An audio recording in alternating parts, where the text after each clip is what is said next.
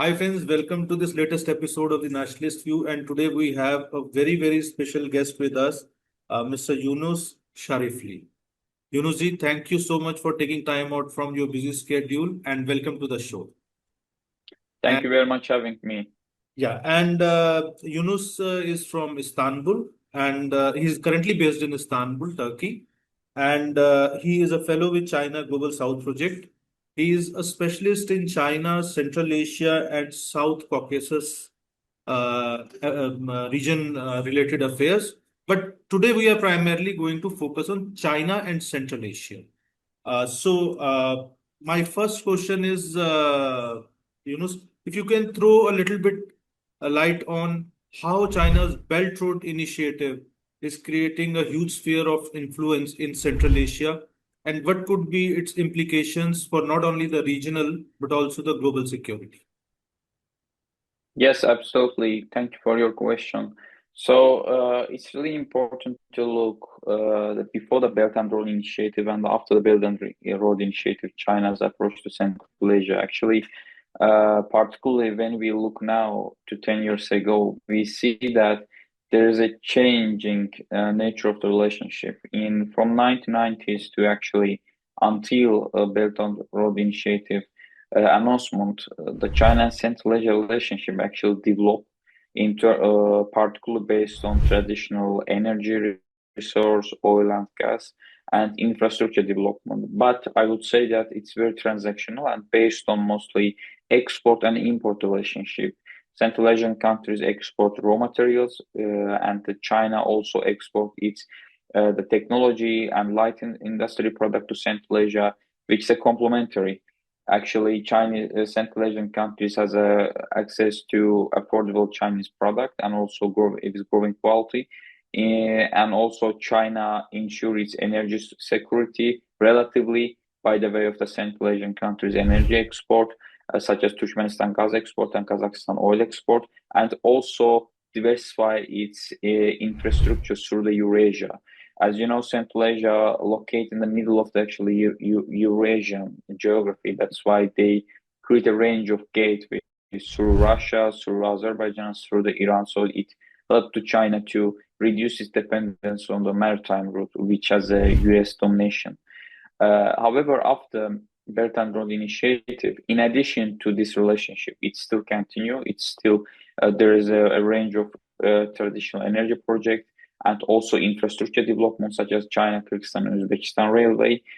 However, there's a growing systematic and also more complex relationship. What I mean, the current relationship is not only based on energy import and export or infrastructure development. There's a range of emerging cooperation area, such as, for example, since 2018, we saw that Chinese companies is getting active in renewable energy market of Central Asian countries. For example, Chinese companies very active in Kazakhstan, and in the last 3 years they are involved also Uzbekistan market, and we saw that steadily they are also approach Kyrgyzstan renewable energy market also, but also Tajikistan.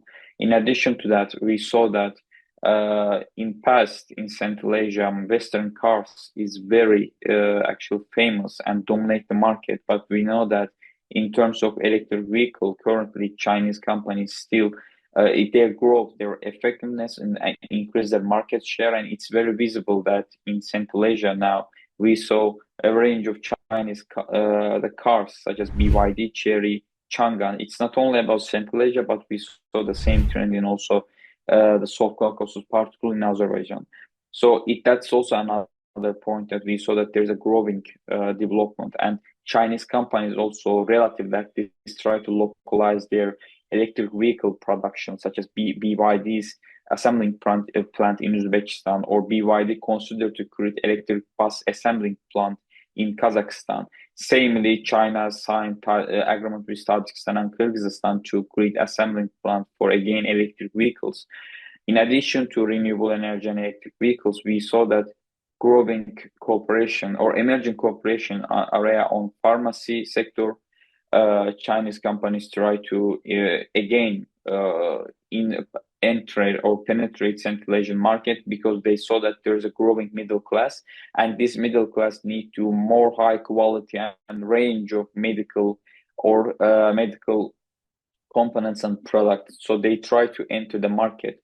Textile area is another important area. We saw that China relatively relocate its garment manufacturing to Central Asian countries, particularly to Uzbekistan, because there is still competitive labor cost. Also, government in they provide the subsidies and incentives. So this company is looking forward to relocate there's relatively some part of their production to Central Asian countries, in addition to Southeast Asian countries. And finally, and most importantly, actually, we saw that also waste management, waste to energy projects that Chinese companies involved, because Chinese companies currently actually have a limited opportunity in domestic market because there's already a lot of waste to energy plants. So that's why they try to look again overseas countries. Currently, there is a waste to energy projects of Chinese companies in Kazakhstan, Kyrgyzstan, and Uzbekistan. And this, they all sector shows that we are go beyond to energy and infrastructure. There is a more complex and different sector that we already talk about, from renewable energy to pharmacy, from electric vehicles to waste management. This shows that after the Belt and Road Initiative, as you know, Belt and Road Initiative mostly called as an infrastructure development or China's grand strategy, but it's not only about infrastructure, it's not only about energy. It's like the framework that we can put a range of things, but it's I would say that it's very important that we saw more systematic approach and more complexity between China and Central Asia relationship. So that's why I will say that the Belt and Road Initiative add an additional layer to Central Asia and China relationship, and will drive more important the factor. For example, another emerging cooperation area is about critical minerals. As you know, it's a hot topic and trend topic in international relations. We saw that Chinese companies try to explore and also to create processing plant for tungsten and copper in Kazakhstan. Also, to interest in molybdenum, the reserve in Uzbekistan, and also they approach to steel. For gold, they also expand their the presence in gold market in Kazakhstan and Uzbekistan. So I would say that there's a growing complexity and systematic relationship. It's not one way, of course. It's not only about China. It's also there's a strong driver force from Central Asian countries that interest to develop their relationship with China. So you have, mentioned a very interesting thing that there is a pull from the Central Asian republics also, or the Central Asian nations also. Now, Russia has been always a major player or a dominant player in the Central Asian region in terms of not only economic influence, but also in terms of political influence. So we have talked largely about the growing economic influence of China and the growing economic role of China. Is it translating into a growing political influence also? And is China emerging as a strategic competitor to Moscow in this region? Yeah, that's actually the interesting, because yes, there is a huge economic development, growing economic relationship between two sides, but converting this economic relationship to political force, it's a bit tricky, because we know that Central Asian countries particularly has a sensitive on sovereignty, so they try to diversify their relationship. Of course, growing Chinese investment, trade with China, and also export dependence on China for certain products automatically increase their dependence on Chinese market, which is also give a China to leverage to use. However, since today we can't see the major conflict between sides. So I would say that China is a very careful to use political force in terms of to use as a leverage in the relationship.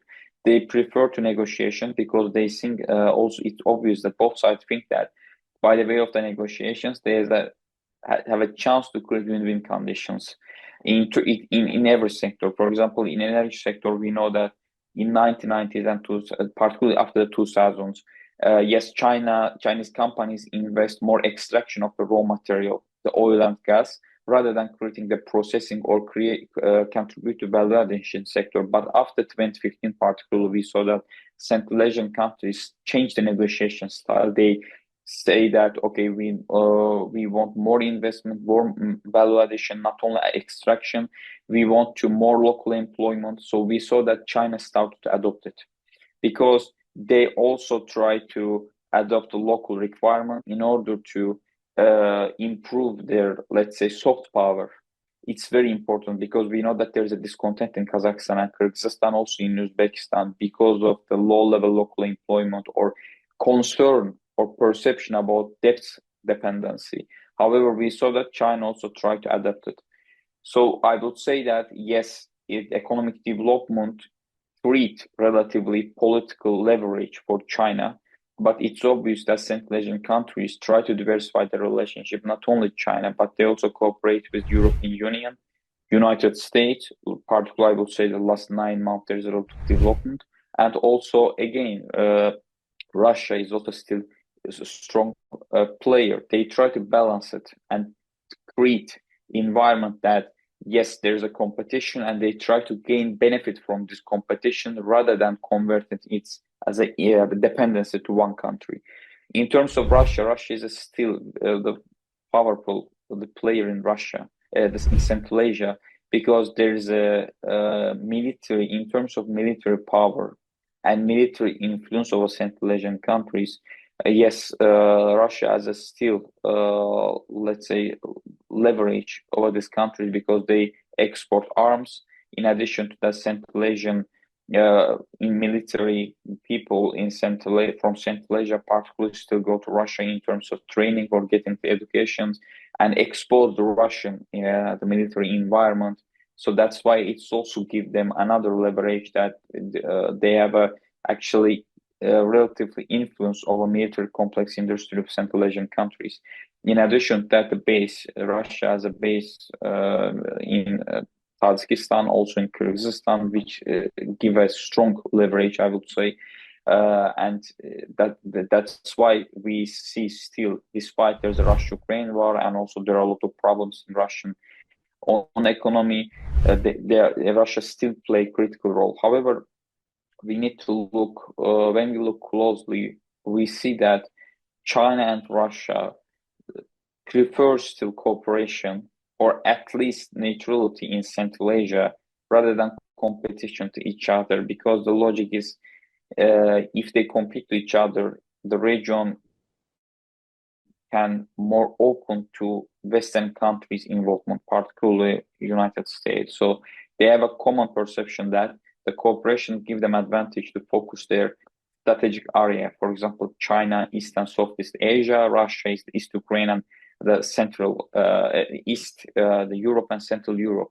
And they can protect their, let's say, a sphere of influence, at least in the medium term. That's why it's very important that they try to limit Western involvement in region in terms of normative power or economic penetration. So that's why they cooperated. But we saw that, for example, yes, since 2022, since the war began between Russia and Ukraine, China is expand its influence very, very fastly. For example, China, Kyrgyzstan, Uzbekistan railway is one of the most important example of that. In addition to that, we know that not just in Central Asia, but globally, Russia has a nuclear diplomacy, and they try to also export their nuclear plant and technology to other countries. And it's a very huge economic revenue source. But what we see currently, China also started to involve nuclear market of Central Asian countries, particularly Kazakhstan. For example, the first nuclear the plant will be built by the Russian Rosatom, but currently there's argument that, and actually I would say that it's a very strong probability that second one will be built by China. And recently there's a news that even third one can be considered by Chinese companies to build. So it shows us that, okay, China not only expand its influence on traditional energy market, renewable energy, that also directly challenge actually Russia's sphere of influence, but also nuclear, the market that directly again challenge Russia's, how to say, one of the interest area. However, what we see actually, it's not create conflict or let's say any major issue. At least in media, we don't see that there is a strong problem. However, we see that they are still continued cooperative in order to keep the region stable, because it's very important for both countries to protect stability in the region, because they think that any kind of instability create new opportunity for, let's say, radicalist force, particularly from Afghanistan or Pakistan.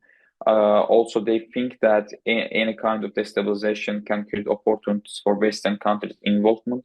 So that's why they still, it seems that they still, there's an unwritten agreement between two countries, because we saw this common perception in also bilateral meetings, that both sides say that, okay, they still interest to protect regional stability in Central Asia. So that's why I would say that there is a maybe private competition between two sides in Central Asia, but there is a public cooperation. Publicly, we still see cooperation between two sides. And I would say that it will continue, at least in the medium term, because Russia has a huge problem with European Union and Western countries, particularly United States, on Ukrainian war. China has a growing tension between United States, particularly with Trump administration's continue to its, let's say, aggressive policy in terms of trade. That's why this there's the confrontation or growing tension with Western countries drive these countries to each other. So if you look at, a little bit about, South Asia also. So India being an arch rival of, or India and China have been arch rivals. So how do you see, because India has also started making some forays into Central Asia. So what China is doing, and Central Asia has been one of the major trade routes for India also. So, another a major player, being a major player in South Asia and also being the largest democracy in the world. So how do you look at the implications of this growing influence of China and proximity between China and Russia, or kind of an understanding between China and Russia in terms of what they are doing in Central Asia? So especially from India-China perspective. So what do you think, and what could be the way forward for India in this regard?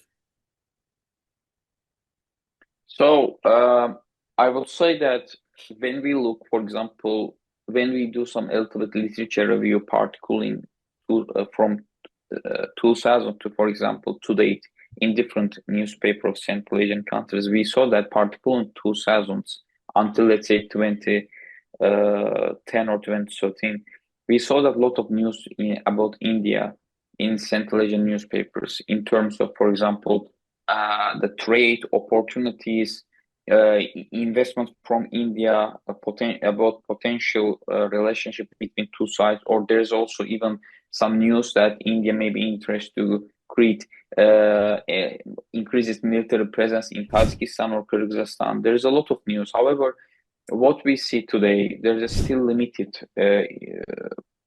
presence of India. There's a range of factors about that. The first is about geography. There's no direct border. It's very important. This means that there is a, how to say, let's say, limited interaction between sides. In the second most important things, India's investment policy to Central Asia actually is weak or relatively weak when we compare to China, Russia, or even European Union, because we saw that yes, there is opportunities in terms of energy investment, but there is no, let's say, strong flow of investment to Central Asia. When you compare with Russia and China's investment or registered companies in, for example, Uzbekistan and Kazakhstan, we don't see in the top five.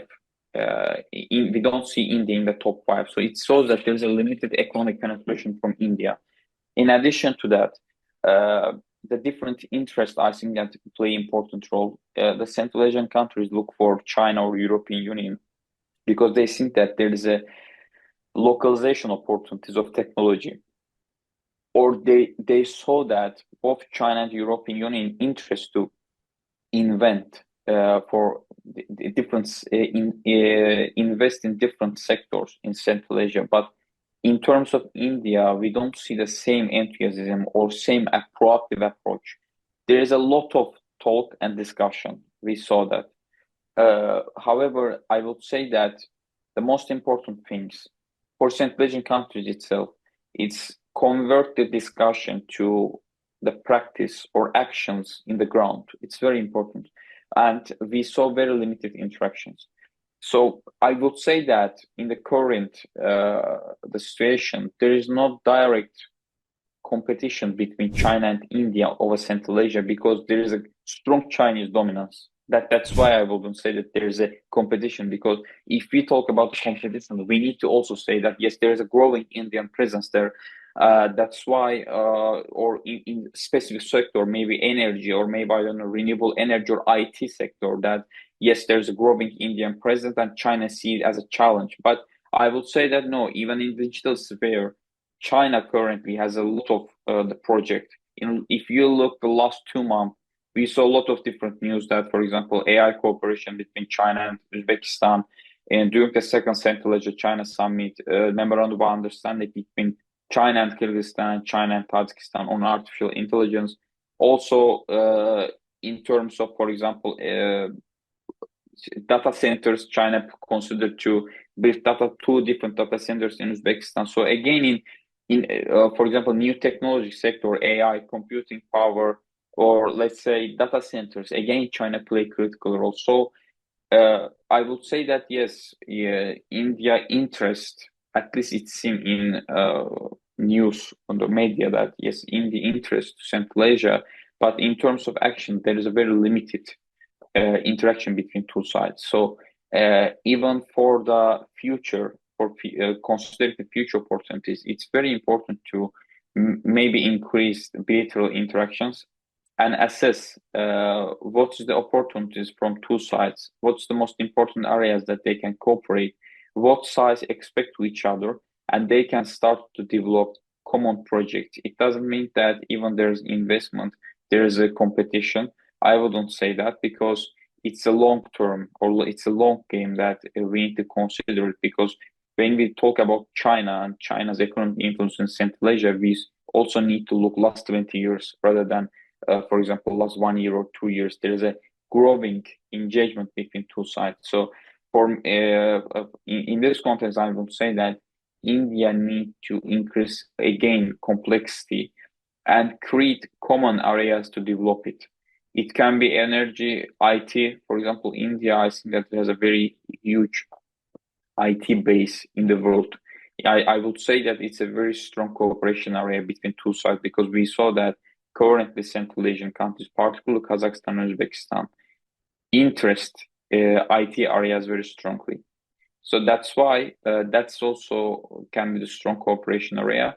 In the long term, India need to increase bilateral interactions with all countries, and also determine what kind of opportunities exist and how can they play not competition but complementary role of the other countries' investment, because it can increase opportunity to more cooperation, because competition perception also it's create challenge for when other countries come to Central Asia and invest it. That's why they need to more complementary or cooperation way, that how can they involve the market and how can they can take also benefits. I just have a couple of more questions. One is the can say it's the second last question. Is China also making the security and military inroads in the Central Asian region? And if that is so, how do you look at it? Okay, so that's also another, I would say actually, one of the debate between the experts, academicians about China's how China understands security and developed its security presence in not only Central Asia but in different regions. But I would say there is again differences that traditional power, like United States military base in different countries in past even Central Asia, in Russia, I guess still has a military base in Tajikistan and Kyrgyzstan. But China's approach is a bit different, because, for example, they have a global security initiative, and I would say that it doesn't directly cover opening of the new military base and create or export or arm or create some army presence in these countries. No, they look at they understanding is like, for example, they need to cooperate police force of these countries provide training, also export surveillance, AI-driven surveillance technology in order to increase security force power to track any kind of disruption and prevent in advance to any problem or destabilization opportunities in Central Asian countries. That's why I will say that there's a two approach. The first is about technology driven to keep public security and track it, prevent it in advance, or at least follow it. And the second, cooperate with the police force in order to train them and prepare them to any kind of instability in the region. So it is also different from other countries like Russia and the United States, because I would say that they have a soft security approach rather than a hard security approach, for example, directly military based, because they don't, at least for now, it seems that they don't interest to create military base in Central Asia, also in other countries, because they think that they will directly create negative perception in the global public opinion toward China. And there's a lot of different op-eds, articles, or essays came from Western countries that, okay, China started to build up new military base. It's a challenge. It tried to change the international system and other things, because they also focus, I think, that on public opinion, how did it create effect and how other countries manipulate or use this as a different fact. So, and also I would say that they are like to be free rider rather than protector of public security or regional security like Russia, because they want to strengthen our Central Asian countries' capacity to protect themselves or use Russian security umbrella in Central Asia. And China has a chance to take benefit from economic opportunities, export, invest, and also create new production network in Central Asia, because they think that creating military base first require again spendings, and it for at least for now it seems that it's still they perceive still as overreaching of the Chinese power. So I would say that they continue to cooperate with police force, increase their capacity, provide more capacity building training, and export surveillance technology to provide these countries, regional countries, to capacity to track the people and prevent any kind of disruption in advance, rather than creating military base. At least for now, it seems that they don't want it, and most importantly, Central Asian countries also doesn't want it. It's also very important when we talk about China is not only factor. Again, Kazakhstan and Uzbekistan, they are very sensitive toward their sovereignty. They don't want to create new military base. In contrast, they want to increase their own capacity. So my last question is, how do you see the possibility of the Western Bloc and country like India, or a bloc led by India, which is I won't say anti-China, but basically, which is not too happy with China. So how do you see this possibility of India and the Western Bloc basically, coming together? Though there are currently the ties between US and India, the economic ties are pretty constrained and this thing, but at least with European Union, India has, fantastic ties. And both of them see, together China, as a potential threat. So is there a possibility or is it happening, or do you see any indication of this? And if this happens, is it workable or doable? So there's the range of strategists and experts that they said that there is a new Cold War. Some of them called them actually Cold War 2.0. Yeah, I would say that it's a very famous one, and it's very also easy to create think that okay, there's a two block, the bipolar to like in Cold War between United States and Soviet Union. There's a blocks, and these blocks create decoupling, and every country has a chance to enter one of them. But I would say that there is a huge simplification with current international environment. Even for India, yes, India has a very good ties with European Union and United States, but I would say that India directly wants to join the Western Bloc. But there is a balanced foreign policy, and India has a strong tradition on non-alignment movement. So joining the bloc, I wouldn't say that it's also opportunity for India itself, because in the same time, China as India has a strong economic ties, and last month we saw steady development between two sides rather than conflictual relationship. So in Central Asia is also same. First, we need to see that and understand that I will say that currently Russia and China is a still dominant power in Central Asia. This fact in terms of economy and military power. European Union and United States started to again renew their interest in the region in last 3 or 4 years. I wouldn't say that in past they have also strong interest because they mostly overlook the region. So that's why today we talk about China's strong economic presence in the region or Russia's still military power. And in terms of bloc, I wouldn't say that this will happen in near future. At least for now, I didn't see any indication that there is a decoupling. Okay, Central Asian countries also want to join this one bloc. No, actually, in contrast, they see and they perceive that there is a competition between sides. Rather than choosing the side, they want to use this competition as for their benefit. For example, yes, we have a critical minerals. China want, United States want to access our resource. Okay, let's promote them to invest our critical minerals, not only for extraction, but also building processing capacity, because they only don't want to be raw exporter, even critical minerals. They want to value addition, processing at least in one stage, and export value added products in the world. So that's why they see competition actually as both as a risk and opportunity. But the most important thing is to minimize the risk, such as any kind of conflict in the region or any kind of strong competition between the global powers. In contrast, use their interest as economic way, attract more investment and capital. And I would say that at least for now, we saw a lot of indication about that. For example, last 9 months, if we look at, we saw the United States invest critical minerals. They renew their interest to oil resource of Kazakhstan, for example, or they start to interest also middle corridor, at least in Kazakhstan section.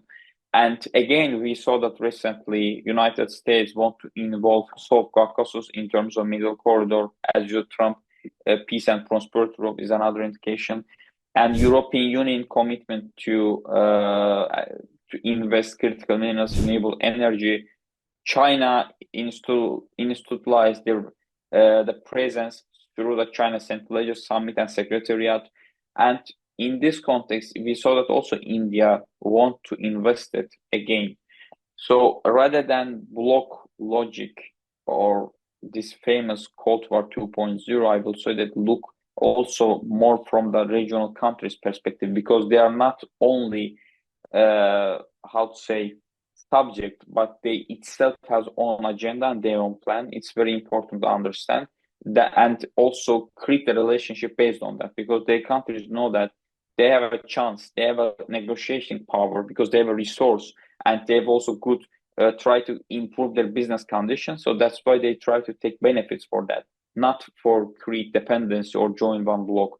So at least in Central Asia, I would say that in near future, I wouldn't say that the regional countries will let intense or hard competition between global powers that create instability. Thank you, Mr. Yunus Sharifli, for sharing your deep insights. It was a wonderful conversation. We hope to back you soon on one of our podcasts again. And thank you again for taking time out from your busy schedule and sharing all these thoughts, perspective, and deep insights with us.